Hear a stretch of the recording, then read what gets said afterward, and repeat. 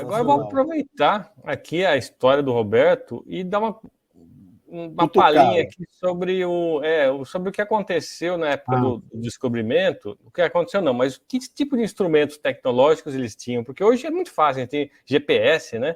Você vai lá, aciona o celular e outros equipamentos mais modernos com GPS, ele vai te plotando no mapa certinho para onde você vai. Mas a dificuldade do pessoal 500 anos atrás é que estava muito, muito antes de tudo isso, né? O que será que eles tinham para ajudar naquela época, né? E aí eu coloquei 5 instrumentos, astrolábio, bússola, barquinha, balestilha e quadrante, né? A barquinha. Conheço. O que fazia cada um, né? A bússola, acho que todo mundo sabe, né? Ele era um dos mais utilizados naquela época. Ele tinha uma agulha magnetizada que ficava apontando por eixo norte-sul para você se orientar. Isso eu acho que todo mundo sabe. Quadrante, astrolábio, balestilha, tudo tinha mais ou menos a mesma ideia, né? Quadrante era um quarto de círculo, né? Graduado de 0 a 90 graus, um fio de prumo e com orifícios para apontar para a estrela polar. Então, se alinhava ali, você conseguia determinar a distância entre o ponto de partida e o local da embarcação. Astrolábio a latitude. Os outros dois também eram mais ou menos a mesma ideia, né? O astrolábio, usado para medir a altura dos astros acima do horizonte, né? E a balestilha também era usada para determinar essa latitude, medindo a altura dos astros, né? A balestilha, acredita-se que foi baseado num instrumento mais antigo lá de orientação usado pelos islâmicos, né? O Vasco da Gama passou lá pelo Oceano Índico e trouxe essa tecnologia que os islâmicos chamavam de camal. E a barquinha, que é interessante, para medir a velocidade do barco. Tem um cabo, uma boiazinha, né? Um negocinho na ponta, jogava essa cordinha no mar, e o mar ia arrastando, né, essa corda, ele tinha nós amarrados a mais ou menos uma distância de 14 a 15 metros um do outro, aí deixava correr com o tempo, que eles marcavam com a ampulheta, contava quantos nós tinham saído ali, e aí te dava a velocidade em nós, né? Isso daí que vem a velocidade em nós, né? Quantos nós iam desenrolando ali conforme o navio ia arrastando, né?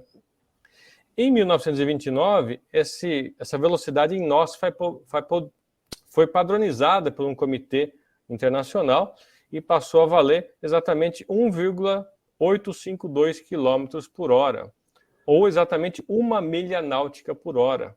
Então, a milha náutica é 1.852 metros. E de onde vem a milha náutica? É 1 minuto de latitude. Se você pegar no mapa, 1 minuto de latitude é 1 milha náutica. E 1 milha náutica por hora é 1 nó. Então, aí que... Deixa eu comentar umas coisas mais, porque eu tenho um conhecimento mais específico aí, né? Sim. Muito tempo atrás, né? Então, assim, como faz décadas que eu estudei isso, pode ser que a memória me engane um pouco. Mas vamos lá. Esses instrumentos, o quadrante, o astrolábio e a bastilha, eles ajudam a te achar a tua posição na latitude. Só que o grande problema antes do Vasco da Gama era achar a longitude. Onde eu estou? Como é que eu meço a longitude? Então, a única maneira de longitude é velocidade e tempo. Né? Então, ele sabendo a época, então, com o relógio preciso e com a barquilha, ele podia estimar a longitude onde ele estava, para dizer se ele estava mais perto ou mais longe, né, do ponto de partida. Né? Então, a barquilha era usada com relógios precisos, né? Então ele achava, né? Então eu tinha 3 coisas. Eu sabia a minha latitude, minha longitude e sabia para onde eu estava indo com a bússola, né? Então, com isso, você consegue navegar à vontade, sem maiores problemas. Tudo bem, talvez erre lá umas centenas de quilômetros, mas tudo bem, depois você... Né, aí você descobre uma terra nova, né? Você errou um pouquinho, descobre um lugar novo. Então, esse é a barquilha aí e um relógio preciso também. Então, assim, uma das invenções que eram muito úteis para os marinheiros daquela área eram os relógios precisos. Né? Isso desenvolveu também os relógios naquela época, né? Que era instrumento importante aí. Na época de Colombo já não tinha um relógio assim muito preciso, né? Isso acaba vindo depois, né? Sim. Mas faz parte.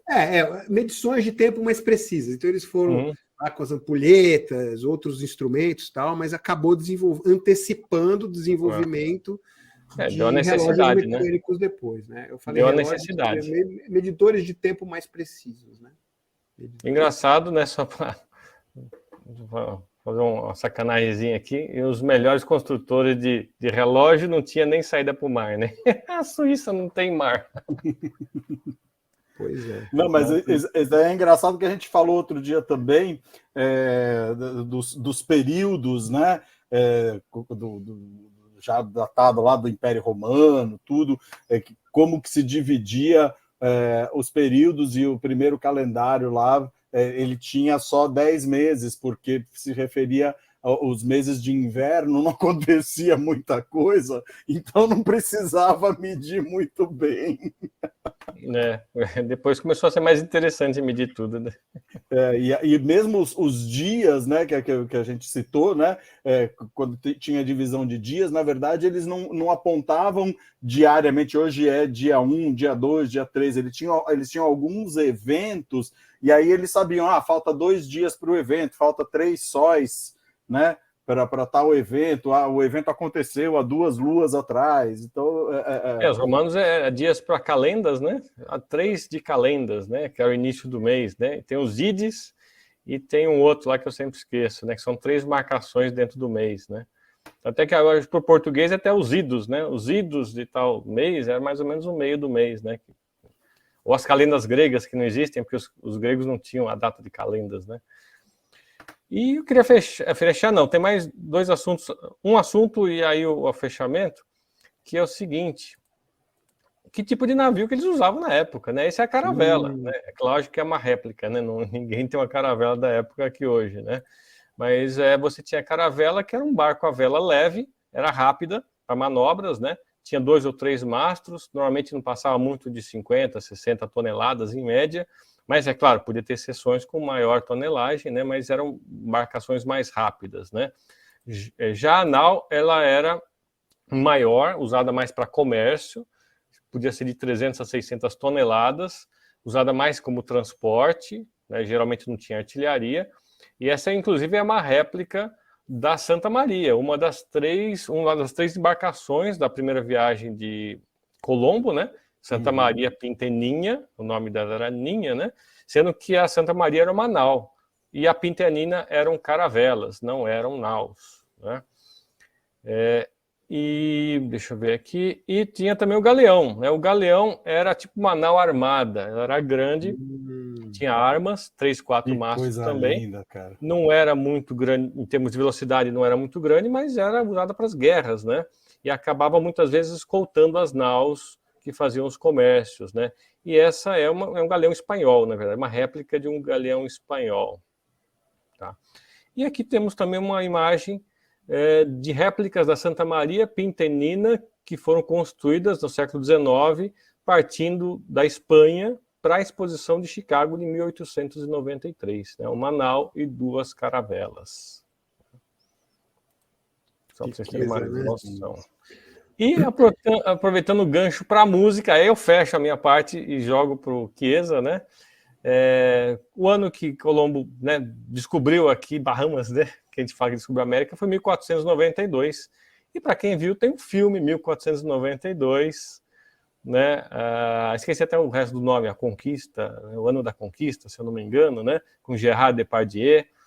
E tem a música daquele músico que morreu há pouco tempo, que a gente tem aqui uma especial que a gente fez aí para o Vangelis. O Vangelis, Ou Vangelis, nunca sei se é Vangelis, né? O grego. E que a música é usada em 10 de a cada 9 palestras de coaching, né? Eu vou colocar o trechinho inicial aqui para vocês terem um gostinho desse filme e dessa música. E aí, já terminando, já passo para o Chiesa. Se der problema de copyright, vai ficar em branco, e aí o link para vocês verem o clipe original aí no YouTube. Vamos lá. 1492, o ano da conquista. Receba.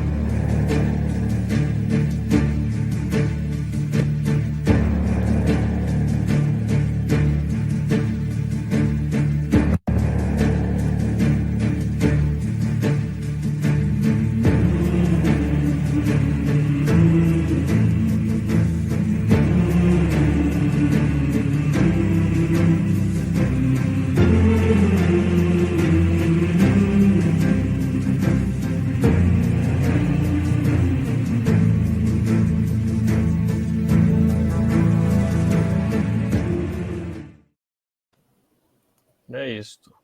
Eu lembro desse filme claramente, eu fiquei muito impressionado.